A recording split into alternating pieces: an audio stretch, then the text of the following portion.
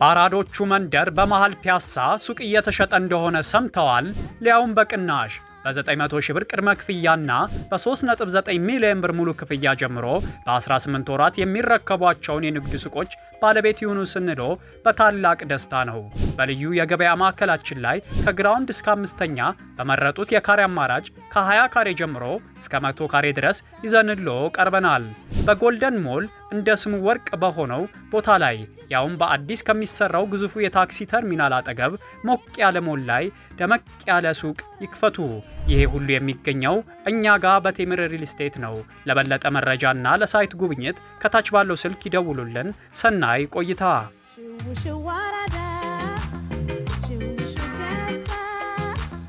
ሰምታል አፍሮ ሆሊላንድ አስጎብኚ የኢየሩሳሌም የትንሳኤና የርገት ጉዞ መዝገባ ወደ መገባደዱ ስለሆነ ያቀዳችሁ ሁሉ በጊዜ ኑ ይለናል ለትንሳኤ ከህማማት እስከ ዳግማ ትንሳኤ ለ13 ቀናት ለእርገት በወርሃ ግንቦት ለ8 ቀን በተመጣጣኝ ዋጋ ተመቻችቷል የሰላም ሁኔታ አያሳስቦ የምንጎበኛቸው የጉብኝት መዳረሻዎች በሙሉ ፍጹም ሰላም ናቸው አፍሮ ሆሊላንድ አስጎብኚ ላለፉት 14 ዓመታት ለምርቃትና ለምስጋና እንደሚሰራው አሁንም እኛ ወላጅ ዘመዶቻችሁን በእንክብካቤ እናስጎበኛለን እናስተናግዳለን የእምነታችንን መጀመሪያ ቅዱሳን መካናቶች በአይን እንደማየትና እንደመርገጥ ምን ደስ የሚያሰኝ ነገር ሊኖር ለወላጅም ከዚህ የሚበልጥ ስጦታ የለም አፍሮ ሆሊላንድ አስጎብኝና የጉዞ ወኪል አድራሻ ቦሌ ሞርኒንግ ስታር ሞል ሁለተኛ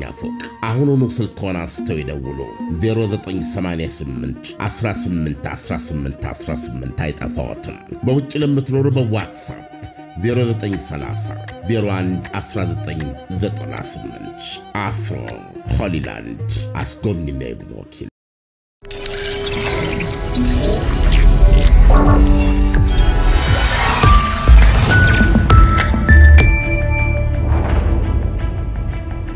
ይህ ከዓለምነህ እንስማ ፕሮግራማችን ነው ከዓለምነህ እንስማ ሰላም ጦርነትም ነው ይሄንን በተጨባጭ ያያየን ነው ዓለም ሰላም ጦርነትም ነው እንዴት አየኸው በትክክል ነው ያያየነው ነው እንግዲህ ሰላምን ከጦርነት አቅልሎ ማየት የተለመደ ነው እና የዚህ ሰለባ ከሆኑት አንዱ የአሜሪካው ፕሬዝዳንት ዶናልድ ትራምፕ ናቸው እና ሁላችንም ልንረሳው በማንችለው የምርጫ ዘመቻቸው የተለያዩ መድረኮች ላይ እንደዚህም እኔ በቀጥታ በሲኤንኤን ቃለ መልሳቸው ላይ የዩክሬንን ጦርነት በ24 ሰዓት እንደዋዛ በ24 ሰዓት እንደውም አለው ዋይት ሃውስንም እስከረከበ ላይ እንትን ይችላል ላይ ዘገይ ይችላል ዳው እዛም ላይ ደርስ ይችላል ያሉት እና ያን ያህል ሰላም ቀላና እንዲ የሚያረጋት ነገር ሆና ነበር ይታይቻቸው ፕሮባብሊ የዚህ ምክንያታቸው አሁን እንደምንሰማው ከመጋረጃው በስተጀርባ ዶናልድ ትራምፕ እና ቭላዲሚር ፑቲን ብዙ ነው ያወሩት ነው ይባሉ በስልክ በተደጋጋሚ ብዙ ጊዜ አውርተዋል ኦፊሻሊ ከተነገሩ ኦፊሻሊ ሁለቱ መሪዎች ተገናኙ አወሩ ተብሎ ከተነገሩን ማለት ነው እንዲም ተብሎ ሞስኮ የካደቻቸው በአሜሪካ በኩል ተካሄደ ተብለው የተነገሩም አሉ በዜናቸው በተለያየ ጊዜ ገልጸናቸዋል ስለዚህ ምናልባት እነዚህ ነገሮች ከዚህ ከመጋረጃ በስተጀርባ ከፑቲን ጋር ያደረጓቸው ወይም አሁንም ያደረጓቸው በማድረግ ላይ ያለው ንግግሮች ምክንያት ሆነዋቸው ሊሆን ይችላል ምልህ ከመጋረጃው ጀርባ አወሩ ካልን ሁለቱ ሊስማሙ የሚችሉበት እና ደግሞ በጋራ ተነጋግረው ውሳኔ የሚሰጡበት ጉዳይ ከሆነ ሶስተኛ ወገን እስከሌለ ድረስ ሁለቱ እስከተስማሙ ድረስ መካካድ ደረጃ ላይ የሚያደርሳቸው ነገር ምን ይኖራል ሰላም ምን በተለየ ሁኔታ እንዳወሩ ልናውቅ አንችልም። ነገር ግን በሆነ መንገድ ዶናልድ ትራምፕ በቭላዲሚር ፑቲን ላይ ከፍተኛ እምነት አድሮባቸው ሊሆን ይችላል እና ከዛ በኋላ ጨዋታው ሲጀመር የሆኑ ነጥቦችን ጠቅጠቅ ሲያደርጉ ድራማቲክ በሆነ ሁኔታ ዓለምን ወደ አርማጌዲዮን አፋፍ አስጠግቷት የነበረውን ጦርነት በአንድ ቀን ቀጥ አድርገውት ወደ ታሪክ እስከ ወዲያኛው የሚጸና ታሪክ ተቀዳጅተው በዛ በኩልም የኖቤል ሰላም ፒስ ሽልማታቸውን ከወዲሁ የእሳቸው መሆኑን አረጋግጠው እና አሁን የአሜሪካንን ታላቅ የማድረግ ትልማቸውን በሙሉ ኃይል ምንም ትኩረታቸውንም ምናቸውንም በማይዝ ሁኔታ የሚቀጥሉበት ብሩህ ዘመን እንደሚመጣ አምነው ይመስለኛል። ግን እኛ አሁን ይህን ስናወራ ሁለተኛው ወር እየደረሰ ነው። ጃንዋሪ 20 ቤተ መንግስት የገቡ ናቸው። አሁን ያለነው መጋቢት 20ዎች ውስጥ ነው። ያው ትንሽ እኮ የማፈግፈግ ምልክት አሳይተው እስከ 3 ወር ብለዋል እኮ። አሁን 3 ወር ነው እኮ የምናወራው።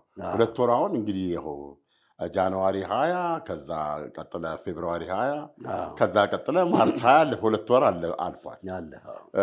4 ሳምንት ነው ያላቸው ማክሲመም። ያ በመቶ ቀን ብለው ያስቀመጡት እንትናልና ሁኔታው እዚህ ላይ ነው ያለው። ምን ላይ ነው ያለው? ግን ዓለም አሁን እንግዲህ መጀመሪያ በ24 ሰዓት ሆነ፣ ከዛ በ3 ወር ሆነ።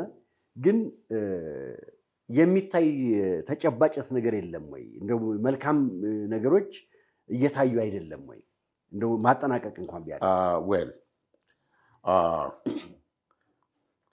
አንዳንድ ጥያቄው ለእኔ ለግሌ ነው።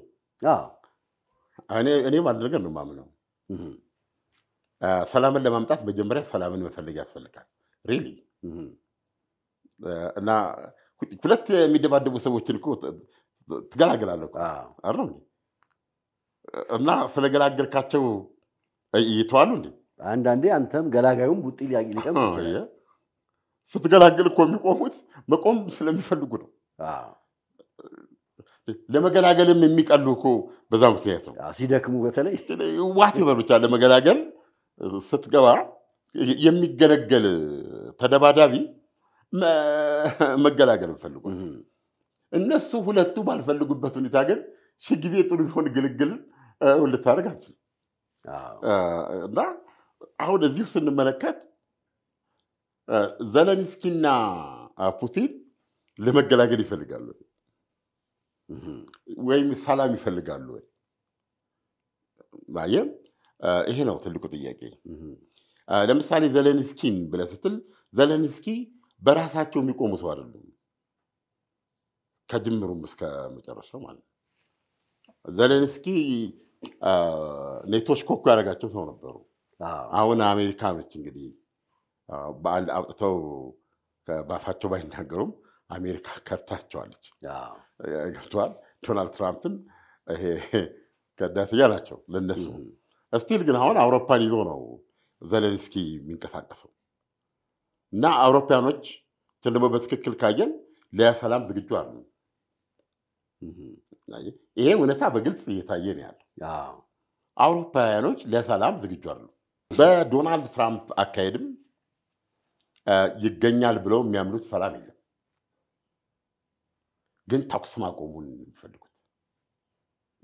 ተኩስ ማቆሙን ይፈልጉታል ስንል ለተሻለ ለከፋ ጦርነት ማለት እኮ ሊቻል ይችላል። ምክንያቱም ተኩስ ማቆሙን የሚፈልጉት አሁን አሜሪካ ከኔቶ ወይም ሲለያዩ አሁን ክሩ አልጠበጠስም ገና እንትን ሊሆን ይችላል። አሁን ባለው መልኩ አሜሪካ የኔቶ አባል ሆና ብትቀጥልም እንዳለች ቢቆጠር አይደለም። ስለዚህ አሁን ምንድነው አሁን በግልጽ እነሱ ጋር አሁን የደረሱ ስምምነት እኚህ ሰው ዶናልድ ትራምፕ በዚህም በዛም ብለው ራሽያ ዱሏን እንድታርግ ብቻ ያስደርጉ፣ ጠመንጃዋን አፍንጫውን ወደ መሬት ያስደርጉ ነው። ልክ ያኔ እንደተደረገ ይህንን ያስደረገ ተኩስ አቁም ደረሱ ተባለ። መቼም ይሄ ይበሰራል አይደል? እነሆ ምናምን ተብሎ ይበሰራል። ተኩስ ማቆም ሲደረግ የተኩስ ማቆም ይቺ የተጀመረች የአንድ ወር ልትሆን ትችላለች። የአንድ ወሯን ተኩስ አቁም ራሽያም ዩክሬንም ተስማሙ። በአየር በባህር በምድር በምናምን አደረጉ ተኩስ አቁም እና መከበር ጀመረ ሪል በሆነ መንገድ ማለት ነው። በነገራችን ላይ አሁን እኮ ግራ የሚያጋባው የኤነርጂ ተቋማትን መጠቃቃት አቁመዋል ይላል አይደል? አምሹር ዛሬ ወደ 10 ሰዓት ላይ ዜና የምንሰማ ራሽያ ደብድባለች ወይ ዩክሬን ደብድባለች። የቆመ ነገር የለም። የባህር ላይ ስምምነት ያደረጉ ተባለ። ቅድም ስማ የለም እኛ የተነጋገርነው ይሄ ስምምነት ላይ ተስማምቻለሁ።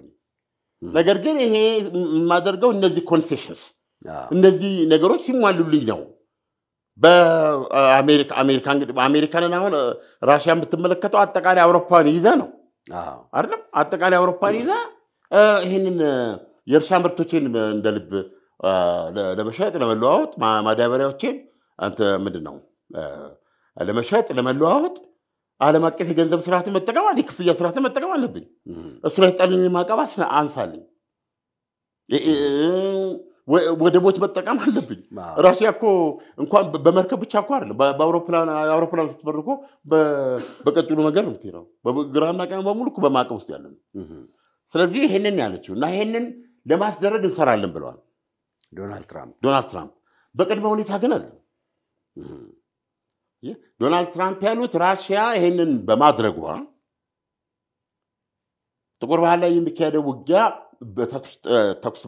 በተኩስ አቁም እንዲቆም በመስማማቷ አሜሪካ ደግሞ እሷም የእርሻ ምርቶቿን እንድትሸጥ ገብቷል እና በሂደት ወደቦች የተለያዩ ወደቦች እንድትጠቀምና በይሄ የዓለም አቀፉ ስዊፍት በሚባለው የዓለም አቀፉ የክፍያ ስርዓትም ገንዘቦቿን እንድታደርግ የሚያስችል የማዕቀብ እፎይታ ለመስጠት ትሰራለች ነው ያለችው አሜሪካ። ቅድመ ሁኔታ ግን አይደለም። ተኩስ ማቆሙ እየተከበረ የምታካሄደው ነገር ነው። ራሽያ ደግሞ እንደዚህ አይደለም። ይሄ ሳይሟላማ የሚከበር ተኩስ አቁም የለም። እኔ እንደዚህ ነው ያወራው፣ እኔ እንዲህ ነው የገባኛል ድርድር የሚል ነው ያለችው። ስለዚህ አሁን ሪያሊቲ ያስተማራቸው ያጨመታቸው ዶናልድ ትራምፕ በእውነት ፍራስትሬት ቢያስ ትንሽ መስጠት ሊያደርጋቸው ይችል የነበረውን ጉዳይ ቀለል ባለ ሁኔታ ያለ ነው። ትንሽ ራሽያ እግሯን እየጎተተች ነው። ይህ ማለት ሰላሙን አትፈልገው ማለት ሰላም ትፈልጋለች ራሽያ፣ ግን እግሯን መጎተት ትፈልጋለች። እኔም አድርገዋል። በነገራችን ላይ ራሴ በግል ህይወቴ ብዙ ጊዜ ዲል ሳረግ ምናምን እግሬን እጎትታለሁ። ቀለል አድርገው ማለት ነው። ስለዚህ ያስቀመጠቻቸው እንደ 5-6 ናቸው የሚቀድመው ሁኔታዎች እያየናቸው ነው ብለዋል። ስለዚህ አሁንም ምንድነው የዶናልድ ትራምፕ አያይ ይሁን እስቲ ይህንን እንፈልግ ነው የሚለው። አሁን ይህንን ለማድረግ የግድ ከአውሮፓውያኖቹ ጋር ማውራት አለባቸው። አሁን ይሄን አውሮፓውያኖች ደግሞ መግለጫ ወጡ። እዛ ጋር አትቀልድ፣ እንደዚህ ብሎ ማቀልድ የለም፣ አንፈቅድም፣ አናየውም። እስቲ የኔ ማዕቀብ ቁልን ራሽያ ላይ እስቲ ይሄን ጉዳይ አንልም። ለምንድን ነው አሁን የምንለው? እንዲህ ብለን ማየት እንድንጀምር እንኳን ኖት ኤግዛክትሊ ራሽያ በጠየቀችው መንገድ እዚህ ጋር ይሰራልኝ ብላ ዲማንድ ባደረገችው ማለት ነው። እንደው እናድርግ ወይ የሚል ነገር ውስጥ ለመግባት መጀመሪያ አንድ ነገር ግልጽ መሆን አለበት። እያንዳንዱ ጦሯን ወታደሯን ከሰራ የዩክሬን ግዛት ውስጥ መጀመሪያ ማውጣት አለባት። እንዳለ ጦር ማለት ነው። በቃ ፉርሽ በቃ ብድደው ስንጫወት ድሮ ምንድን ነው ጨዋታው አለቀ፣ ዳቦ ተቆረሰ፣ ጨዋታው አለቀ ደቀቀ ብለህ ፌብሩዋሪ 24 2022 የሆነውን ነገር በቃ የውሾን ነገር ያነሳው ሾው ብለህ ራሽያ መጀመሪያ ትጣልታለህ። ከክሬምሊን 2014 ተደረገ ነው። ከዛ በኋላ ማዕቀቡን ለማንሳት ሪቪው ማየት እንጀምራለን። የሚል የአውሮፓውያን ስለዚህ አሁን ይሄ ግልጽ ነው ገብቷል እነሱ ጠር ያለሽ በዳቦ ናቸው አየህ ወይም ደግሞ መደናገጥ ነው በነገራችን ላይ በአሜሪካስ ራሱ አሁን ለምሳሌ የአውሮፓ ይሄንን አቋም ስትወስድ እንደ አውሮፓ ህብረት ነው ወይስ እንደ ኔቶ ነው ይሄንን የምትወስደው አውሮፓ ምክንያቱም አሁን ለምሳሌ አሁን በአሜሪካና በአውሮፓ መካከል ያለው ግንኙነት ከጊዜ ወደ ጊዜ እየላላ መጥቷል አሁን በዚህ በላላ ሂደት ላይ አውሮፓውያኖቹ ይሄንን ሲወስኑ ከአሜሪካ ጋር ላንድ እንዳለ በጨረሻ ጊዜ የመቆራረጥ ሂደቱን እነሱም እያሰመሩት አይደለም ወይ ያ ከሆነ ደግሞ ሩሲያ ተገዳዳሪ ኃይል አትሆንም ወይ ብቻቸውን አውሮፓ ብቻዋን ወደዚህ ጦርነት መግባት ትችላለች ወይ በቂ ዝግጅት ለማድረግ ነው እየሰሩ ያሉት ግን ኢሚዲየት በሆነ መንገድ ዛሬና ነገ ሊፈጥሩት የሚችሉት ነገር ነገር ግን አሁን ወደዛው አቅጣጫ ነው እየሄዱ ያሉት አንዱ ምንድነው ጠባቂያቸው አሜሪካ ነበረች ስለዚህ አሜሪካን አሁን ከአውሮፓ የጋራ ህሊና ውስጥ ማውጣት ያስፈልጋል ገብቷል አንቀጽ 5 ብትል ዶናልድ ትራምፕ ይደርሱልናል ብለው የማያምኑበት ፖይንት ላይ ናቸው ስለዚህ አሁን በዚህ አካሄድ ብዙ አውርተናል አውሮፓ እንግዲህ ጀርመናውን በዋነኛነት አሁን ቻንስለር የሚሆኑት መሪዋም ገና የመጀመሪያው ቀን ማሸነፋቸውን ሲያውቁ ባልኮኒ ላይ ቆሙ ያሉት ምንድነው ከአሜሪካ ጋር በቃ አይደል እንዴ አይደል እርምጃና አውጣ ነው ያሉት ስለዚህ አሁን እንግሊዝ ፈረንሳይ እንደዚህ የምታየው እንቅስቃሴ ይሄ ነው ስለዚህ አሁን አውሮፓ ከፍተኛ የመከላከያ በጀታቸውን በየእንትኑ በማሳደግ የጦር መሳሪያ ፋብሪካዎቻቸውን እንደገና በማንቀሳቀስ እንደዚህ አይነት ሂደት ውስጥ ነው ያሉት አውሮፓ ለራሷ መቆም ትችላል ለራሷ መቆም ብቻ ሳይሆን አውሮፓ ለራሷ መቆም የምትጀምረው ዩክሬን ጦርነት ላይ ምክንያቱም የአውሮፓ አሁን የኔቶ ጠላት የነበረችው ራሽያ አሁን የአውሮፓ ጠላት ሆናለች ስለዚህ አሁን ቭላዲሚር ፑቲንን ማሸነፍ ላይ የተመሰረተ ዝግጅት ነው ጀርመኖች ምን ያህል የጦር ማሽን አምራቾች እንደነበሩ ታውቃለህ ወደዛ እየገቡ ነው ሊገቡ ነው አየህ በብዙ መቶ ቢሊዮን ዶላሮች የሚቆጠሩ ገንዘብ የአውሮፓ ቁጥር አንድ ኢኮኖሚ ነች የራሱ የዚህ መሳሪያ ኢንዱስትሪውን የጦር መሳሪያ ኢንዱስትሪውን በከፍተኛ ደረጃ ታነቃቋሪ ተብሎ የምትጠበቅ ነች ስለዚህ አሁን እንደሳውን እዚህ ውስጥ ነው ያሉት አለበለዛ ፑቲን አይምሩንም ነው ገልብጠው አሁን ያለውን አስተሳሰብ በፊት ለናዚ ጀርመን የነበረው አመለካከት አሁን ለናዚ ራሽያ አድርገው ነው ያዩት ገባ በአውሮፓውያኖች ጋር እንዳለን የሚመስለው ላይክ ሁለተኛ ዓለም ጦርነትን የቅርጽ ለውጥ አድርገው ይዘቱ ግን እንዳለ ተመልሶ የመጣ ነው የሚመስለው በአውሮፓውያኖች እይታ ራሱ አሁን የዶናልድ ትራምፕ አሜሪካ ጦርነት ውስጥ አልገባም ስትል የነበረችው አይሶሌሽኒስት አሜሪካ መገለጫ አሁንም ድጋሚ ማለት እንደዛ እንደማለት ልክ በናዚ ጊዜ አውሮፓውያኑ ጀርመንን ሲፋለሙ ዘግይታን የገባቸው ምክንያቱም አሜሪካ በስኖት የኔ ጦርነት አይደለም ውስጥ የተለያዩ ንቅናቄዎች ነበሩ ቢያንስ ግን በፖሊሲ ደረጃ ጦርነቱን አሜሪካ አልተቀላቀለችም ልክ አሁን የዶናልድ ትራምፕ አስተዳደር የአይሶሌሽኒስት አሜሪካ ድጋሚ መከሰት አድርገው ነው የሚያዩት ስለዚህ አሁን አውሮፓ የራሷን የናዚዝም ጦርነት ትዋጋ ነው ማለት ነው ልዩነቱ ምንድነው የትናንቷ ናዚ ጀርመን ነበረች የትናንቷ ደግሞ የዛሬዋ ደግሞ ከናዚ ጋር ሆና ያሸናፊ ተቀናይታ ተዋጋቸው ራሽያ ነበረች አሁን ራሽያ በናዚ ጀርመን እግር አውሮፓን ዶሚኔት ለማድረግ ለመቆጣጠር ከብዙ ባላት የጦር ማሽን የመጣች ሀገር ነች አየ ስለዚህ አሁን ምንድነው እነሱ ተሰራን የሚሉት ያን ጊዜ ማን ነው ሂትለር ቼኮስሎቫኪያ ሰንደርላንድ ዋቴቨር የተባለውን ድንበር የራሽያ ጀርመንኛ ተናጋሪ ስለሆኑ የራሴ ናቸው ላይ እርምጃ በወሰደ ጊዜ ሄደው ተደራድረው እሱን ፈቅደው ነው የሰላም ስምምነት ያደረጉት እሱ ግን ያንን ካደረገ በኋላ ፖላንድ ላይ ዘመተ። ያን ጊዜ እንግሊዝ ፈረንሳይ እችን ይወዳል ብለው ተነሱ። ዘገዩ ማለት ነው።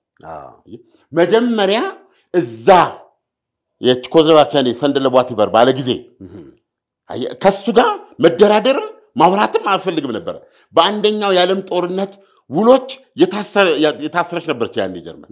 ያንን ጥሶ መሳሪያውን አድርጎ ጦረኛ ጀርመን ያንን እርምጃ መጀመሪያ ወሰደ ማለት ነው። አፒታይዘር እሱ ሲወስድ እነሱ መጥተው አረጌታዬ ምንድን ነው ነገር አልነው። እንደው ባኮ እንደሆነ ያብርጉ ባኮ በሚል መንገድ ሄድን። ናችን መረቀን በቃ ታውን በኋላ አይንከሱ በሚል አባበል ነው እና ድክመት አየ። ስለዚህ ፖላንድን ብሊስክሬግ ነው የሚባለው እሳት ነው የሚያደርገው። በኋላ ላይ እኮ ፈረንሳይም እኮ እንደ ጧፍ ተቃጥላ እኮ ፓሪስ ነው የገባው ናዚ ጀርመን አይደል? መጀመሪያ መንግስቱ እኮ ተሰዶ የአርበኞች ትግል እኛ የገጠመን አይነት ነው እኮ ከጣሊያን ጋር አይደል? ጣሊያን 40 ዓመት ቂሙን ጠብቆ የመጣ ጊዜ እዚህ ቤተ መንግስት ተቀምጠው ተዋጓችን በቃ አዲስ አበባን ጭምር ማያዝ ይችላል። ስለዚህ መሪው መሰደድ ነበረባቸው። ወይም ደግሞ እንደ ሀገራችን ባህል ወደ አንዱ የጦር ግንባር ሄደው ከዛ መዋጋት ነበረባቸው። ይሄ ነው የሆነው። እና አሁን ኤግዛክትሊ ያመጣ ነው የሚሉት እነሱ ደግሞ አሁን ናዚው ማን ነው? ሩሲያ ሆነ ማለት ነው። ሩሲያ ነች። ስለዚህ አሁን አፒዝ አናረግም ነው ያንን ስተት አንደግምም ነው። ዩክሬን ላይ የምንመርቅለት ነገር የለም። በቃ እቺን ይውሰዱ በቃ እስቲ እዚህ ጋር ይውቃውት እቺ ያዟትን ኬርሶን ዛፖሪያ ለዚህ ያቺ ክሬሚያን ጭምር በቃ እንግሊዝ በቃ ብለን እዛ ላይ አድርገን ከዚህ ብለን ሰላም አንፈራራም። ያንን ስተት መድገም ነው የሚሆነው። ያን ስተት አንደግምም።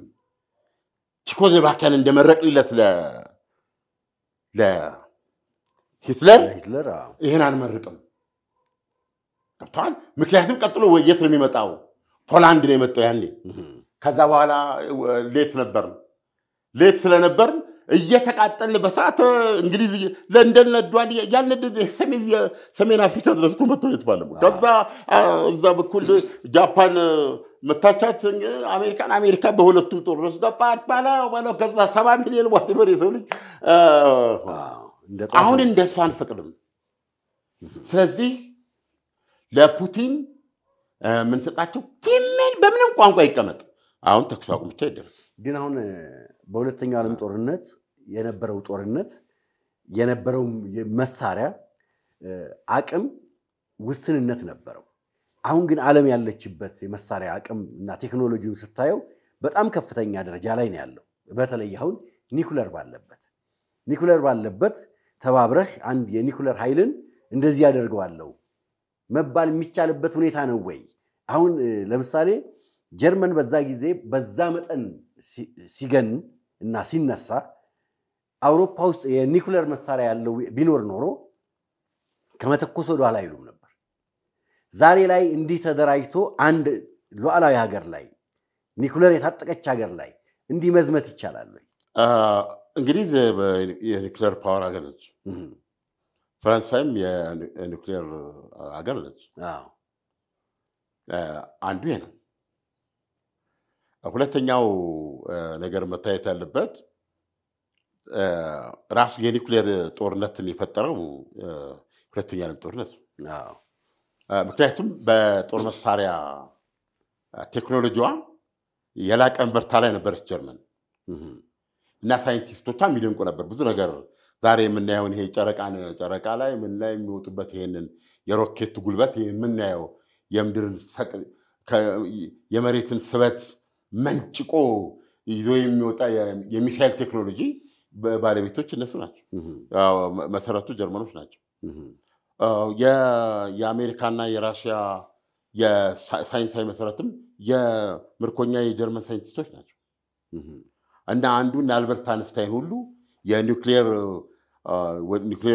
መሳሪያ ኒኩሌር ቦምብ እንዲሰራ እውቀታቸውንም ፍቃዳቸውንም የሰጡበት ምክንያት እሱ ከቀደመ አለቀልን ነው። እሺ ጀርመን ሳሙሄር በድብቅ እንደዚህ ዓለምን ይሄንን የሚያደርግ መሳሪያ እየሰራ ነው የሚል ስጋት ስለነበረ አጌንስት ታይም ነው ሲያደርግ የነበሩት እና አሁን ያ ጦርነት ያው የኒውክሌር መሳሪያን ወለደ። በኋላ በሂደት አሜሪካና ራሽያ በዋነኛነት ተሞናሞኑበት። ኦኬ ስለዚህ አሁን ምንድን ነው አሁን የኒውክሌር ጦርነት ውስጥ ለመግባት መትረፍን ማረጋገጥ ያስፈልጋል። እና የኒውክሌር ጦርነት የሽብር መሳሪያ ነው የሚባል ማሸበር ነው ስራው ነው። ለየት የምትገለው ነገር የለም። ኦኬ ገብቷል። ጠላት ከሰላማዊ ሰው ወታደር ከሲቪል የምትለይበት አይደለም። ስለዚህ ኒውክሌር ተኩሰህ እኔ እኖራለሁ የምትልበት አይደለም። ይሄ ምንድን ነው የሚባለው ተያይዞ ማለቅ ነው የሚል ነው። ስለዚህ አሁን ይሄንን ባላንስ ብዛት ሊኖር ይችላል። ራሽያ ጋር ያ ነገር በብዛት ሊኖር ይችላል።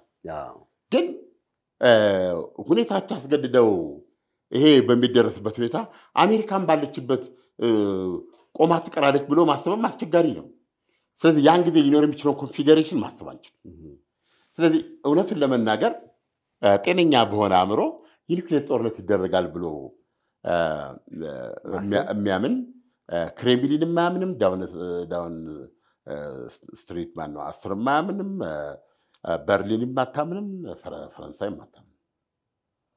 ስለዚህ ውጊያ ይቻላል እና ይህን ውጊያ ማድረግ አለብን ብሎ አምነዋል አውሮፓውያኑ። እና አሁን ዶናልድ ትራምፕ የተኩስ አቁም እስኪያደርግ ነው የሚጠብቁት። በሁለቱ መካከል ተኩስ ማቆም ማድረግ ከቻሉ የአሜሪካንንም የራሽያን ፍቃድ ሳንጠብቅ እንገባለን።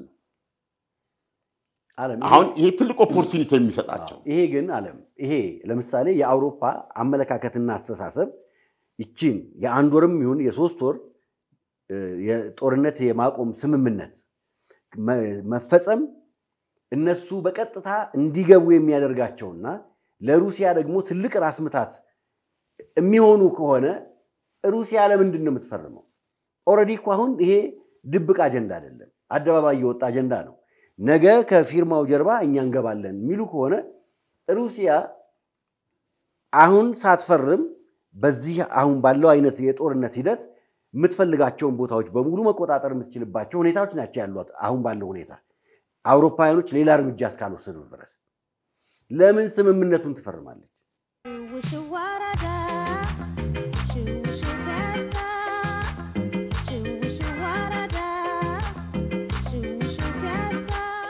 ባራዶቹ መንደር በመሃል ፒያሳ ሱቅ እየተሸጠ እንደሆነ ሰምተዋል።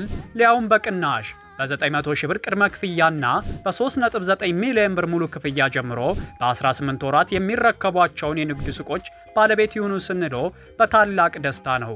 በልዩ የገበያ ማዕከላችን ላይ ከግራውንድ እስከ 5ኛ በመረጡት የካሬ አማራጭ ከ20 ካሬ ጀምሮ እስከ 100 ካሬ ድረስ ይዘንሎ ቀርበናል። በጎልደን ሞል እንደ ስሙ ወርቅ በሆነው ቦታ ላይ ያውም በአዲስ ከሚሰራው ግዙፉ የታክሲ ተርሚናል አጠገብ ሞቅ ያለ ሞል ላይ ደመቅ ያለ ሱቅ ይክፈቱ። ይሄ ሁሉ የሚገኘው እኛ ጋር በቴምር ሪል ስቴት ነው። ለበለጠ መረጃና ለሳይት ጉብኝት ከታች ባለው ስልክ ይደውሉልን። ሰናይ ቆይታ።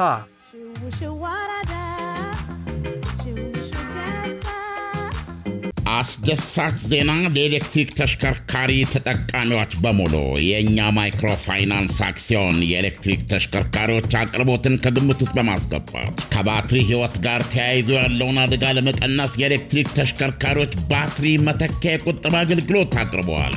የኤሌክትሪክ ተሽከርካሪዎች ባትሪ መተኪያ የቁጠባ አገልግሎት ደንበኞች ባትሪ ካለምንም ስጋት መተካት እንዲያስችላቸው ከብድር አቅርቦት ጋር የተቆራኘ ሆኖ የቀረበ ነው።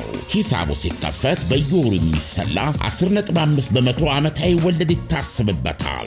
ተቋሙ የኤሌክትሪክ ተሽከርካሪዎችን በመያዣነት በማስመዝገብ እስከ 200% የሚደርስ የባትሪ ምትክ ብድር ይሰጣል። ከሰኞ እስከ እሑድ ከጠዋቱ 2 ሰዓት እስከ ምሽቱ 2 ሰዓት አገልግሎት በሚሰጡት ሁሉም ቅርንጫፍ ቢሮዎቻችን ፕሮግራሞችን መሳሳትን ጨምሮ እናገለግሎታለን። ይምጡ፣ በልዩ እንክብካቤ እርሶን ለማገልገል ዝግጁ ነን። ዋና መስሪያ ቤት አብይ ቅርንጫፍ ቀበና ወደ ቤላ በሚወስድ መንገድ የፌዴራል ቤቶች ኮርፖሬሽን ህንፃ ምድርና አንደኛ ፎቅ ላይ።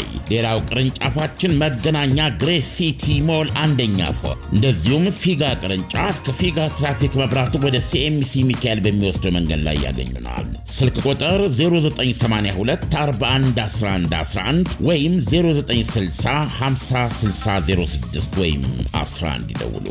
የኛ ማይክሮ ፋይናንስ የኛ ለሁሉም። ወይ የምታውቀው እንግዲህ ራሽያ ነች። ስምምነቱ መፈረም አለባት የለባትም ራሽያ ካለው አጠቃላይ አውጥታ ወረዳ የምትደርስበት ነው። ዶናልድ ትራምፕም ጉዳይ አላቸው እዚህ ተኩስ ማቆም ውስጥ ጉዳይ አላቸው እና ጉዳይ ስላላቸውም እስካሁን በምዕራባውያን በአውሮፓውያኑ እይታ የራሽያን ፍላጎት በሚያሳካ መልኩ ይህን ጦርነት ለማቆም ነው እየሰሩ ያሉት። ይሄ እንግዲህ ለምሳሌ ራሽያ ማድረግ የምትችለው በቅድመ ሁኔታ ማስቀመጥ ነው። በቅድመ ሁኔታ በማስቀመጥ ጉዳዩን አሜሪካና አውሮፓ እንዲፈቱት ማድረግ ነው። ስለዚህ ደግሞ ወቅቱን ጠብቆ የምናየው ነገር ነው። ልክ አሁን ለምሳሌ የባህር ላይ ጦርነቱን ለማቆም እነዚህ ሁኔታዎች እንዲደረጉልኝ እፈልጋለሁ ብላለች አይደለም ስትል ዶናልድ ትራምፕ አይዋሉ አሉ። አውሮፓውያኖች ደግሞ የምናየው ነገር የለም። እዚህ የሰው ሀገር በቁጥጥር ስር አድርጎ አይደል እንዴ ያለው? ምኑን ነው የምናየው? ይሄን ልነጋገር የምንችለው መጀመሪያ ለቆ ነው። ለቅቄ ስለወጣው ጉዳዩን ይውልኝ እንጂ ሲል ነው ያኔ ነው የምናየው እያሉ ነው። ደግሞ ከባድ አይደል እንዴ? ስለዚህ እንግዲህ በአሜሪካኖችና በአውሮፓ ኃይሎች መካከል የሆነ መጨረስ ያለባቸው ነገር አለ ማለት ነው። ቢያንስ ግን ራሽያ ምን ማለት ትችላለች? ያስ ካልመጣ ድረስ ያው ውጊያውን ትቀጥላለች ማለት ነው የእንትኑ ላይ እና እያንዳንዱን ቀን የቀሯትን እነዚህን ግዛቶች የቀሯትን ለመውሰድ ትቀጥላለች የሚሆነው። ግን እነዚህ ሁሉ ደግሞ ሲደመሩ በአሜሪካ በኩልም አሜሪካውን ጫና ከስንት በኩል ነው እየመጣባት ያለው? ለምሳሌ ያን ነገር ልንገርህ፣ ጌም ነው ሁሉ ነገር። አይተህ እንደሆነ ዩክሬን እሺ ነው፣ ዘለንስኪ እሺ ነው። እና አሁን ትናንት ፓሪስ ነበሩ ከፈረንሳይ ፕሬዚደንት ጋር ለመነጋገር። ዛሬ አሁን ለምሳሌ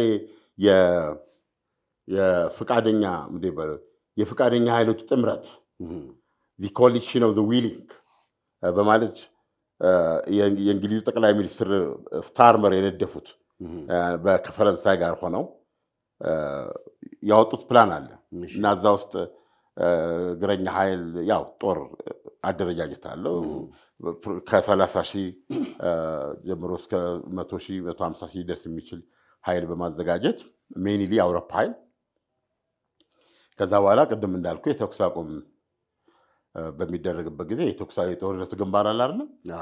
ያንን ቦታዎች ለመቆጣጠር የሚያስችላቸው ቁልፍ ቦታዎች ላይ ይሰማራሉ ማለት ነው ዳይሬክትሊ። ይሄ በጣም ከባድ ከእንግሊዝ ተሸንጅቶ የሚሄድ መለዮውን አጣሙ ያደረገ ታንኩን የሚነዳ መድፉን የወደረ ኃይልን የሚሄደው ከፈረንሳይም እንደዛ ነው የሚሄደው፣ ከእንትንም እንደዛ ነው የሚሄደው፣ ከቱርክ የተባበረው የአውሮፓ ኃይል ልትለው ትችላለህ። ይህ ጦር ይገባል ነው። ይሄ የእንግሊዝ ጠቅላይ ሚኒስትር ያልሆነ ነገር ተኩስ ማቆሟ ከተከበረች በኋላ አሁን ፑቲን ወንድ ነው አንዳች ጥሰት ለመፈጸም ይሞክር ያንዴ ነው እንትን የሚሆነው ብለዋል የእንግሊዙ ጠቅላይ ሚኒስትር ስታርመር። ያን ጊዜ ወንድና ሴቱ ይለያል። ልናምናቸው ይገባል። ተኩስ ማቆም አሁን ለምሳሌ እንደተባለው የኤነርጂ ተቋማትን ላለማጥቃት በዚህ ላይ ተኩስ ለማቆም ራሽያ ዝግጁ ነች ብለው ቭላዲሚር ፑቲን ለዶናልድ ትራምፕ የሚነገሯቸው ኦልሬዲ ለጦር ያዝዣለሁ ብለዋል። ማለት የራሽያ ጦር ከዚህ በኋላ የዩክሬንን የኤነርጂ ተቋማት አይመታም። በጣም እርግጠኛ ነኝ። ከትላንት ወዲያ ነው መሰለኝ የማይኮላቭ ከንቲባ ዋቲቨር የተወሰነ ሪጅም መብራት ጠፍቶበት ነበር እና ጥቃቱ ቀጥሏል ማለት ነው። እና የአውሮፓውያኖቹን አቋም በተመለከተ ራሽያ ደጋግማ ማስጠንቀቂያ ሰጥታለች። አንድ ወታደር ከገባ አካባቢው እንደገና የባሰ ፋሜ ጋር ጦርነት ቦታ ይሆናል ብላለች። እና ለዚህም የአውሮፓውያን ምላሽ የፈረንሳይ ፕሬዚደንት ሰጥቷል። በምንም መንገድ አያስፈልግም። ለራሽያን ማሳወቅ የራሽያን ስምን መጠየቅ አያስፈልግም። ተኩስ አቁሙ ሲደረግ የዩክሬንን ተኩስ አቁሙ መከበሩን ለማረጋገጥ ያንን መስመር ሰላም እናስከብራለን እና የዩክሬንን የአየር የባህር የሰማይ ወሰን እናደርጋለን። አሁን ምን ማለት ነው? ከዚህ በኋላ ጦርነቱ አሁን ካለበት ሁኔታ ንቅንቅ እንደማይል የጀርመን ግንብ መስራት የመጀመሪያ እርምጃቸው በቃ ይሄን ያረጋግጣሉ። ከዛ የሰላም ድርድሩ ይቀጥላል ማለት ነው። ነገር ግን ራሽያ የምትፈልጋቸው ብዙ ነገሮች አሉ። ከነዚህ ቦታ ዲክቴማ የኔቶ አባላት ሁኚ፣ ዲሚሊታራይዝድ ሁኚ፣ ዲናዚፋይ ሁኚ። አሁን ያለው የእንትና መንግስትም አትቀበለውም። ቤዚካሊ ማት የተወሰኑ እርምጃዎች አሉ። ራሱ የራሽያን ተጽዕኖ፣ የራሽያን ቋንቋ፣ የራሽያን ቋንቋ ነው በይፋ የሚጠቀሙበት የነበረው። ገብተዋል። ሁሉ ነገር አሁን የመቀየር ሂደቶች አሉ። በቃ ያንን ግን ካደረጉ በኋላ አይሰማም። አሁን እሱ ውስጥ ሆኖ ከዚህ እንድትወጣ የመጨረሻው የሰላም ስምምነት እንዲደረግ ከዘለንስኪ ጋር በመሆን ተደራዳሪ መሆን ነው የሚፈልጉት እና ያ እስካልተደረገ ድረስ ማዕቀብ በዚህ ደረጃ ነው የእነሱ አካሄድ። ስለዚህ ምንድነው ዩክሬን ማለት የአውሮፓ የመጀመሪያው ጦር ግንባር ናት። ስለዚህ ጦርነቱ እዚህ ጋር ባለበት ቢቀዘቅዝ እንኳን ከዛ በኋላ መሳሪያ ያመርቱ ነው እነሱ። የነሱ የጋራ ኃይል 4-5 ዓመት ስጣቸው በነሱ ካልኩሌሽን ራሱ የአሜሪካንን ስትራቴጂክ ለምሳሌ ፓትሪዮት ሚሳይል የሚጫወተው ሚና ቀላል አይደለም። የራሽያን ቦሊስቲክ ሚሳይሎች ምንድን ይባለው ምንድን ነው ኦሬሽኒክ አይደለም ሱፐር ሃይፐርሶኒክ ታንክ ዩ የራሽያን ሃይፐርሶኒክ ሚሳይል በአጠቃላይ ቦሊስቲክ ሚሳይሎቿን የሚመክት ፓትሪዮት አሁን አውሮፓ በራሷ ማምረት አለባት። ኖት ኤግዛክትሊ ፓትሪዮት የፓትሪዮትን ሚና መጫወት የሚችል አውሮፓ ሰራሽ የአየር መከላከያ ያስፈልጋል። ስትራቴጂክ ነው። እንደ F-35 አይነት የጦር ጀቶችን በራሷ ከመካከሏ የገፋ ኢንዱስትሪ ባላቸው ኃይሎች ማሰራት ማለት ነው። ወይም በመጣመሪያ አውሮፓ እንትን በማድረግ የራሷ የአሜሪካንን አሁን እነዚህ ቴክኖሎጂዎች ያለመጠቀም ወደ ራሳቸው መምጣት ነገር አላቸው። እንደዚህ አይነት ትልልቅ የትራንስፖርት ብቻ በአጠቃላይ አሜሪካ ጃያንት እንደመሆኗ መጠን የምትሰጣቸው ያንን ካቨር በራሳቸው ለማድረጋቸው 4-5 ተነስታቸው አሁን ጦርነቱ እዚህ ጋር የበርሊን ግንባር ጎላ አቀዝቅዞታል። ጦርነቱ ግን ምን አለ ማለት ነው? አልቆመም ማለት ነው። ስለዚህ ውጊያ አለ ማለት ነው። ራሽያም ከዚህ ግን በስተጀርባ ያላቋረጠ ጦርነት ውስጥ ነው የምትገባው። ገብቷል። አሁን ያለው ሚሊተሪ ኢንዱስትሪ ወይም ደግሞ የጦርነት ኢኮኖሚ የሚባለው እንትን አይልም። እንፋሎቱ እንደቀጠለ ማምረት ነው የሚኖርባት። የጦርነት ሁኔታ ውስጥ ነው የሚያስቀምጧት። በእነሱ በኩል ያለው ነገር ይሄ ነው። እነሱ ደግሞ ምችግ እያስደዳሁን ብሔራዊ ውትድርና እንጀምር ወይ በጣም መሰረታዊ የሆነ ህዝባዊ የጦር አጠቃላይ የራሳቸውንም ኢኮኖሚ ወደ ጦር ኢኮኖሚ የማስገባት ሁሉ ፕላን ያላቸው። ይሄ እንግዲህ ይሄንን አሁንም የሚያባብስ በተለይ የአሜሪካ ከዚህ የአውሮፓ ተገንነቷ የአውሮፓ ትስስሯ በተጨባጭና በሚታይ ሁኔታ ምናልባት አንዳንዶቹ ውስጥ ተስፋ ሊኖራቸው ይችላል። ለምሳሌ ስታርመር የሚታወቁት ይሄንን የአሜሪካና የአውሮፓን ግንኙነት በማስቲሽ ያጣብቃሉ በሚል ግን ማጣበቅ እንደማይችሉ ማመን አለባቸው። ያ ፖይንት ላይ መድረስ አለባቸው። እነዚህ ሁኔታዎች ናቸው አሁን። ስለዚህ ይሄ እርጀንሲ አጣዳፊነት ጨምሮባቸዋል አውሮፓውያኖች። ይሄ ነው ያለው ሁኔታ። ግን ዓለም አሁን እኮ ይሄ የሆነ ማለት አሁን የሰላም ድርድር እየተካሄደ ነው ወይም ደግሞ ለተወሰኑ ጊዜ ጦርነት ለማቆም ስምምነት እየተደረገ ነው የሚለው የተዳፈነ እሳት ይዞ እየመጣ ነው ማለት ነው። በግልጽ ይኸውልህ አሁን ለምሳሌ ዘለንስኪ አሁን በሁለቱም መካከል ጨዋታ ነው፣ ጌም ነው። ዘለንስኪ እኮ አሜሪካ ሳውዲ አረቢያ ላይ እኮ ጥቁር ባህር ላይ ምንድነው ጥቁር ባህር ላይ ኃይል ላለመጠቀም ያለመጠቃቃት ስምምነት እኮ ተደረሰ ብላ ገለጸች። ማን? አሜሪካ። ወዲያውኑ በሰዓታት ልዩነት ጋዜጣዊ ጉባኤ ጠሩ ዘለንስኪ። ተደርሷል፣ እኛ ስምምነት ተቀበለን እዛ ላይ የምንፈጽመው ጥቃት ስድመት ተደርሷል ብለው ገለጹ። አሁን ትናንትና የተናገሩት ቅድም ገብቼበት ነበር። ፓሪስ ነበሩ እና ፓሪስ ሲገቡ አይፌል ታወር ሁሉ የእንትንም ባንዲራ ነበረ የተለቀቀው ቀለም የዩክሬን እንትን ነው። እና ምንድነው እየተናገሩ ያሉት? ዓለም እያየ ነው ራሽያ ማለት ምን ማለት እንደሆነች እያየ ነው። በቅድመ ሁኔታ ላይ ሌላ ቅድመ ሁኔታ፣ በቅድመ ሁኔታ ላይ ሌላ ቅድመ ሁኔታ። የ30 ቀን ተኩስ አቁም በሁሉም አውደ ግንባሮች። እሺ እስማማለሁ። ዩክሬን አውሮፓ ምልል ተደረገ። ራሽያ ጋር ሲደርስ በምህረት ተቀብያለሁ።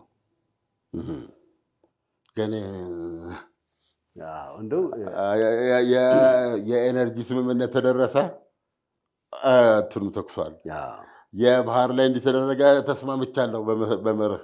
ነገር ግን ይሄ አሁን እያየሁ አሁን ይህንንም አሜሪካ እያየች ነው የሚሆነው። መቼም ዶናልድ ትራምፕ እያዩ ነው የሚሆነው እያሉ ነው መግለጫ የሰጡት። ኢሰጌም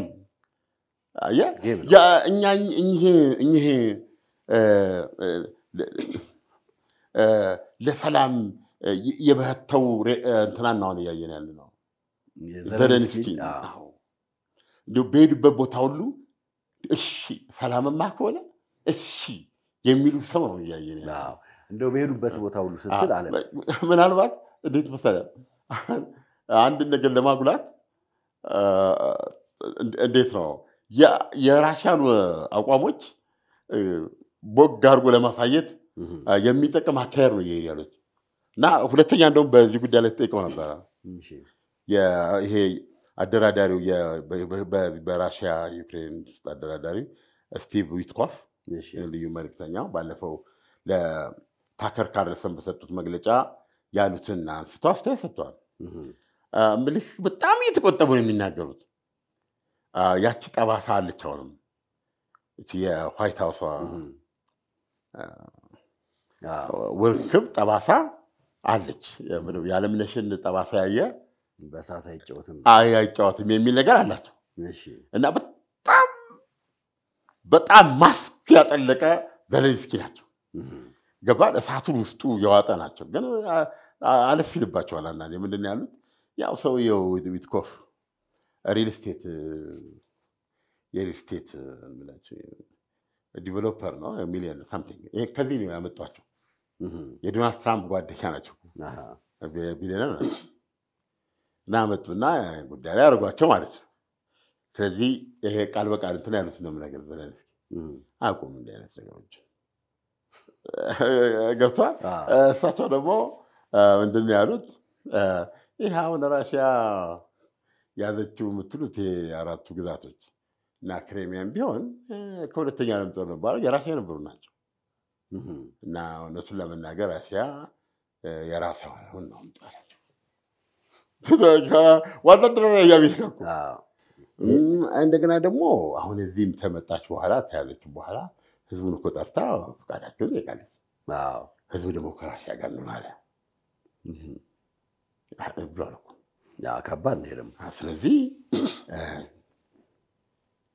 አሁን ትልቁ ይሄን ሰላም ለመስራት እንግዲህ ትልቁ ችግራችን ፈተናችን ቢኖር ይሄንን እውነታ ተቀበላ ዩክሬን የራሽያ ያለውን ይህን ነው ሰላም ነውና አሜን ብላ እንዲህም ትተዋለች ወይ ነው ትልቁ ጥያቄ። እንግዲህ ሰላም ውስጥ ነው ያለው። ራሽያ የራሷን ነው የምትሰደለችው የሚል አቀራረብ። ይሄ ደግሞ በጣም ከባድ ነው። ሁለተኛ ዛሬ እኔና አንተ ስናወራ ፓሪስ ላይ የነዚህ የ30 ፈቃደኞች የተባለው እንትን ለዚህ ለጦርነት መዋጮ እየተደረጉ ነው። ሀገራት እየቀረቡ ነው እንትን ያሉት ከሩሲያ ጋር ለመዋጋት ማለት ነው። ያል ብርጌድ እንትን አለው እንደዚህ ያሉ እየተናገሩ ነው። እና ዛሬ ለምሳሌ ከባድ ስብሰባ ነው። እሱን እንዘግበዋለን በዜና ላይ። እሺ። እና ይሄም አለና እሱን ደግሞ በተመለከተ በተጠየቁበት ጊዜ አሁን ከፊት የሚመሩት የእንግሊዝ ጠቅላይ ሚኒስትር ስታርመር አይደሉም? አይ እንደ ትንሽ ባይነት አይምና አትርሱኝ ነው ብለው ነው ያሉት። ቶታሊ ይሄ የሰላም ተኩስ አቁሙ ሲደረግ የአውሮፓ ዘሎ ገብቶ እንትን ይዛል የሚለው ነገር እና የምን አትርሱኝ ነው። በጣም ከባድ እንደዛ ነው ሰው ያሉት። ይሄን ነው ማለት ከኋላቸው ያሉት ዶናልድ ትራምፕ ይሄን አመለካከታቸው። ስለዚህ አሁን ዶናልድ ትራምፕ በሁለቱ መካከል ጉዳይ አለ ማለት ነው። ስለዚህ ይሄን ማነው ዘለንስኪ በዚህ መንገድ ነው የገለጹት። እና እንደውም ትልቅ ራስ ምታት ነው ዘለንስኪ እሳቸው እንትን ምን ነው ሪል ስቴት እንትን ናቸውና ያው የራሽያ ትረካ በአጋጣሚ አሜሪካ ወንዳለ ወስዷለች። ራሽያ የምትለውን የጦርነቱ መንስኤ የሚለውን አጠቃላይ ራሽያ የምትለውን ነው ፑቲን ከሳቸው የምንሰማው እንጂም ሰውዬ ከዛ የተለየ አይደለም። ይሄን አሁን ሰርጌይ ላቭሮቭ ቢሉት አንደነቅም፣ ግን ሰርጌይ ላቭሮቭ የሚሉት ነው እሳቸው እያሉ ያሉት የሚል ነገር ነው። እንግዲህ በዚህ አጋጣሚ ጋዜጠኞች ለዘለንስኪ ምን ጥያቄ ያቀርቡላቸው ታሪክ እንዴት ያስታውሰኛል ብለው ያስባሉ? በጣም ከባድ ጥያቄ ነው። ዩክሬንን ያዳነ ወይስ ዩክሬንን እሳት ላይ ጣለ? እንደው ለዚህ ያሉት አስተያየት ነው። አንዳንድ ጥያቄ መልስ አይፈልግም። አንዳንድ ጥያቄ በራሱ ሙሉ ሰው እና ይሄን ጥያቄ ጠየቋቸውና እሳቸው እንዲህ እንደማያስቡ ገለጹ። ታሪክ እንዴት ያስበኛል የሚለው ነው ያን አይደለም የሚያሳስባቸው። እና አጠቃላይ ዓላማቸውን ሲናገሩ ወደፊት ልጆቼ በአስፋልት ላይ እንዲህ እያሉ ሳይፈሩ ሳይቸሩ እንዲሄዱ ለማድረግ ነው ብለዋል። ልጆቼን ማለት አልገባኝም። የራስ በስጋ የተወለዷቸውን ነው ወይስ የዩክሬን ልጆችን በሙሉ ልጆቼ ብለው ነው? እኔ እንደተረዳሁት እኔ ነው ማይ ችልድረን ያሉ እኔ የኔ ልጆች አሉ ብዬ ነው የማስበው። ያኮ ማለት ዓለም የዩክሬን ሕዝብ ሁሉ መስዋዕትነት የሚከፍለው የእሳቸው ልጆች አስፋልት ላይ እንደ ፈቃዳቸው እንዲራመዱ ነው ወደሚለው እኮ ትርጉም ነው የሚያመጣው። እኔ አላቅም ያሉት ግን የኔ ልጆች ነውና ወይም የእሳቸው ልጆች የዩክሬን ልጆች ሁሉ የእሳቸው ልጆች ናቸው ማለት ሊሆን ይችላል በእሳቸው አባባል። ግን የገባኝ ልጆቼ ደለጅ ተያይዘው በዩክሬን ጎዳናዎች ላይ ቀንደሽ እያሉ ያው ፈራ ተባ ሳይሉ በነፃነት ልጆች ሲሄዱ ሀዲዱ ማይ ሲስት እንደዚህ አይነት ነፃነት እንዲያገኙ ነው ብለዋል። አይ ቲንክ ነፃነት ነው የሚል ነገር ነው ያስቀመጡት። እንግዲህ ጥያቄያቸው ደግሞ ጋዜጠኞች ያቀረቡት ጥያቄ እርስዎ የዩክሬን አዳኝ ነዎት ወይስ ደግሞ እሳት ላይ የጣሉ ነዎት የሚል ነው። አንዳንድ ጊዜ የሚያስቸግሩ ነገሮች አሉ። ለምሳሌ አሁን እሳቸው የዊንስተን ቸርችል የሁለተኛ ዓለም ጦርነት እሳት ውስጥ የናዚን እሳት ባለመፍራት እዛ ውስጥ ህዝቡን ይዘው አጀግነው ወደ ፍልሚያ ገቡ በሚል አይነት ነው ፕሮጀክት እየተደረጉ ያሉት። እንግዲህ ብዙ ትግሎች አይተናል። ለህዝብ ነፃነት የሚደረጉ ትግሎችን አይተናል። የነ ማንዴላን ትግል አይተናል።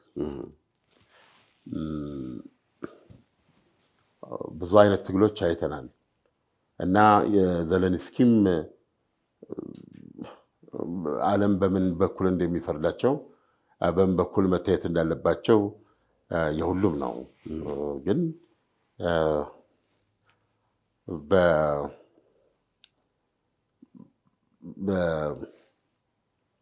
በህይወታቸውን ስንመለከተው በዩክሬናውያን እሳት ውስጥ እየተጠበሱ ነው። አይ ዶንት ኖ የዓለም የትግል ስልትም ሊሆን ይችላል። ግን ኮንቪንሲንግ አይደለም ለአንዳንዶቻችን የትግሉ መንገድ የሚያረካቸው አሉ። ለምሳሌ አውሮፓውያን ረክተው ዘለንስኪ ሲሄዱ በልዩ ሁኔታ ነው የሚቀበሏቸው። እንግሊዝ እኮ በጠቅላይ ሚኒስትሩ መቀበል አንሶባት በንጉሱ ጭምር ነው የተቀበለቻቸው። ከፖለቲካው ቤተመንግስት ወደ ነጋሲያኑ ቤተመንግስት ነው ያደረገቻቸው። በእውነት እሽኮኮ ነው የተደረገው። በነገራችን ላይ ዩክሬን ውስጥ 10 ቀን አይቀመጡም በወር። እንደውም የክንፉ መንግስት ሆነዋል ይችላል። ይሄ አውሮፕላን ላይ ነው ይትቻለ አስፈላጊ አይደለም ማለት አይደለም። የትግሉ ባህሪ የተለየ ነው። አያይዘህ እንድትመልሰው አሁን አውሮፕላን ክንፍ ላይ የተቀመጡ ነው የሚመስለው በሚለው እኔ መስማማለሁ። ምክንያቱም ዛሬ ዘለንስኪ አሜሪካ ናቸው፣ ነገ እንግሊዝ፣ ከነገ ወዲያ ፈረንሳይ፣ አንዳንዴ እንዲያውም በቀን 2 ጊዜ የሚሄዱበት ይሄ በራሱ በጣም ቦሪንግ አሰልቺ አይደለም እንዴ? መንገዱ ቢቀየርም እንደው በፕሌን ቢሆንም በጣም እኮ አሰልቺ ነው የሚሆነው። እንዴት ነው አንድ መሪ ከአጽናፍ አጽናፍ እየተመላለሰ የማይደክመውና የማይዘለው? የትግሉ አካል ማለት ነው፣ ድካማቸው ማለት ነው። ግን ቀላል ምሳሌ ማሳየት ይቻላል። እሺ በምናውቃት የአውሮፕላን ጉዞ እሺ እነሱ ኢኮኖሚ ክላስ በዳኮታ ነው ቦይንግ ነው። እሺ ግን ኢኮኖሚ ክላስ ብለው የምንቀመጥበት ቦታ አለ። ኢኮኖሚያችን የሚፈቅደው ነው። ቢዝነስ ክላስ የሚቀመጡ አሉ አይደል? መኮርኮድ የሚለውን ነገር ታውቃለህ። ኢኮኖሚ ክላስ ስትቀመጥ ትኮደኩላለህ። ገባህ? እንደኔ አይነት ረጅም ሰው ስትሆን እግርህንም ጉልበትህ ከፊት ለፊት ያለውን ሰው ይደግማል እና ያ ሰው ያይመቸው። ስለዚህ አሁን እሱን እንትን ላለ ማለት አንተ ምን ይባለው ወደ ገብቶሃል ወንበሬን ቻቶናል።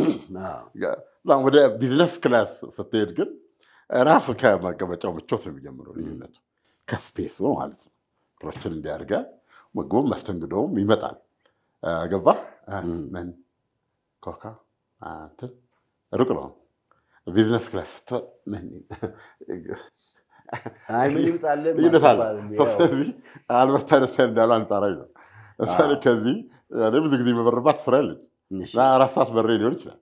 ቢዝነስ ክላስ ላይ በረሩት 30 ደቂቃ ይሰማቸው 30 ደቂቃ በረራ። በዚህ ኮንቴክስት ውስጥ ነው ማስቀመጥ ያለብን እና ከሳሎን ነው አይደለም እንዴ? የዘመኑ ፍሪደም ፋይተርነት ይሄ ሊሆን ይችላል። አሁን ለምሳሌ ዘለንስኪ አውሮፓውያኖች እንደሚያቀርቧቸው የነፃን ወይም እሳቸው ራሳቸው እንዳቀርቧቸው ልጆቻቸው ነገ በዩክሬን አስፋልት ላይ ሃው ዲ ዱ ማይ ሲስተር ያሉ በነፃነት እንዲሄዱ ለማድረግ ነው አሁን ይህን ሁሉ መስዋዕትነት እየከፈሉ ያሉት እሳቸው ማለት ነው። ግን ከእልፍኝ ሌላ እልፍኝ ነው። ስለ እልፍኞች ስናወራ ደግሞ ህፃን አይደለንም፣ ብዙ ነገር እናውቃለን። ስለዚህ በዛ ኮንቴክስት ነው የምንረዳቸው እና አውሮፓ አንተ ባልከው አይን ነው የሚያያቸው። ለሀገራቸው ነፃነት የነደዱ ጀግና የግንባር ስጋ አድርጎ ከእሳቸው ጋር መሞት ወግና ክብር ነው ብሎ ነው የሚያምነው። ግን ከአትላንቲክ ባሻገር ደግሞ መተህ ይህን የእሳቸውን የነፃነት ታጋይነት ለዶናልድ ትራምፕ ተነግራቸው ሞላጫ ወስላልታ ገብቷል። ሽማግሌውን አጃጅሎ ስንት ብር የዘረፈ ከአሜሪካ የጦር ነጋዴ ገባ፣ የደም ነጋዴ። አሁንም ይሄ እንዲቆም የማይፈልግ ነው። ሰው መርጠን ነው መረዳት ያለብን እና ሰላሙ የት ጋር ነው ብትለኝ እውነቱን ለመናገር ዶናልድ ትራምፕም በጊዜው እየገባቸው አይደለም። ይህ ከዓለምነህ እንስማ ፕሮግራማችን ነው። ከዓለምነህ እንስማ እያንዳንዷ ነገር ሰላም ሰፈነ፣ ወደ ሰላም አቅጣጫ እየሄደ ነው እያልን ብናነሳውም እንኳን ከጀርባው በጣም በርካታ እሳቶች እየነደዱ ነው። ነገ ምንድነው የሚፈጠረው? ይሄ ጦርነት ወዴት ነው የሚያመራው? አሜሪካ ከአውሮፓ ጎን ዳግም ትቆማለች? ሩሲያስ የራሷ ቡድኖች በየአቅጣጫው ይሰለፋሉ ወይስ የሰላም ስምምነቱ አሸንፎ ሰላም ይሆናል? በሂደት የምናየው ይሆናል። ለዛሬ ዘን የቀረበው ፕሮግራም ይሄው ነው። በሌላ ጊዜ በሌላ ፕሮግራም እስከምንገናኝ መልካም ጊዜ። በነገራችን ላይ ፕሮግራማችንን የወደዳችሁ ላይክ፣ ሰብስክራይብ እንደዚሁም ሼር ሱፐር ታንክስ ውስጥ በመግባት ልታበረታቱን ትችላላችሁ። መልካም ጊዜ።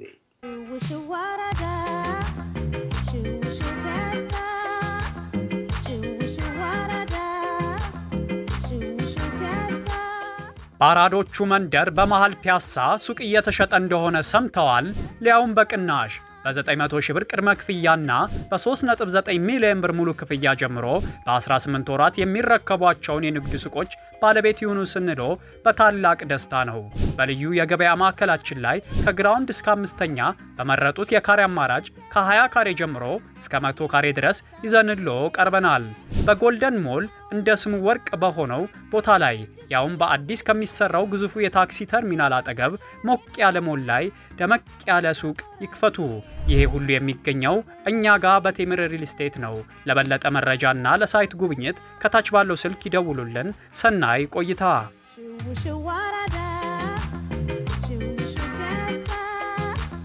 ሰምተዋል? አፍሮ ሆሊላንድ አስጎብኚ የኢየሩሳሌም የትንሣኤና የእርገት ጉዞ ምዝገባ ወደ መገባደዱ ስለሆነ ያቀዳችሁ ሁሉ በጊዜ ኑ ይለናል።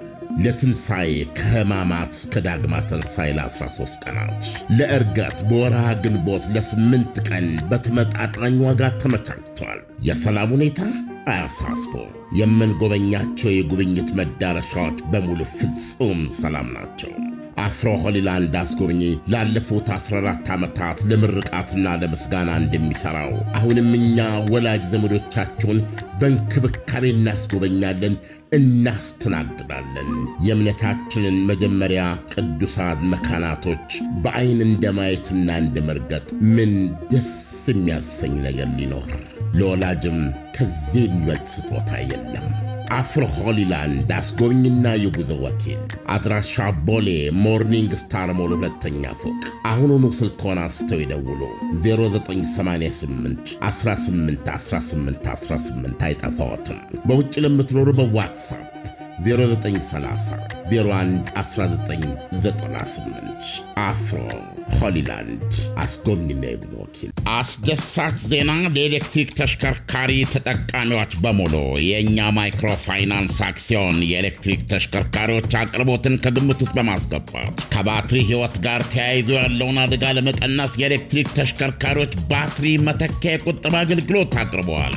የኤሌክትሪክ ተሽከርካሪዎች ባትሪ መተኪያ የቁጠባ አገልግሎት ደንበኞች ባትሪ ካለምንም ስጋት መተካት እንዲያስችላቸው ከብድር አቅርቦት ጋር የተቆራኘ ሆኖ የቀረበ ነው። ሂሳቡ ሲከፈት በየወሩ የሚሰላ 10.5 በመቶ ዓመታዊ ወለድ ይታሰብበታል። ተቋሙ የኤሌክትሪክ ተሽከርካሪዎችን በመያዣነት በማስመዝገብ እስከ 200% የሚደርስ የባትሪ ምትክ ብድር ይሰጣል። ከሰኞ እስከ እሑድ ከጠዋቱ 2 ሰዓት እስከ ምሽቱ 2 ሰዓት አገልግሎት በሚሰጡት ሁሉም ቅርንጫፍ ቢሮዎቻችን ምሳ ሰዓትን ጨምሮ እናገለግሎታለን። ይምጡ። በልዩ እንክብካቤ እርስዎን ለማገልገል ዝግጁ ነን። ዋና መስሪያ ቤት አብይ ቅርንጫፍ ቀበና ወደ ቤላ በሚወስድ መንገድ የፌዴራል ቤቶች ኮርፖሬሽን ህንፃ ምድርና 1ኛ ፎቅ ላይ። ሌላው ቅርንጫፋችን መገናኛ ግሬስ ሲቲ ሞል 1ኛ ፎቅ፣ እንደዚሁም ፊጋ ቅርንጫፍ ከፊጋ ትራፊክ መብራቱ ወደ ሲኤምሲ ሚካኤል በሚወስድ መንገድ ላይ ያገኙናል። ስልክ ቁጥር 0982 41 11 11 ወይም 0960 50 6006 ወይም 11 ይደውሉ። የኛ ማይክሮ ፋይናንስ፣ የኛ ለሁሉም።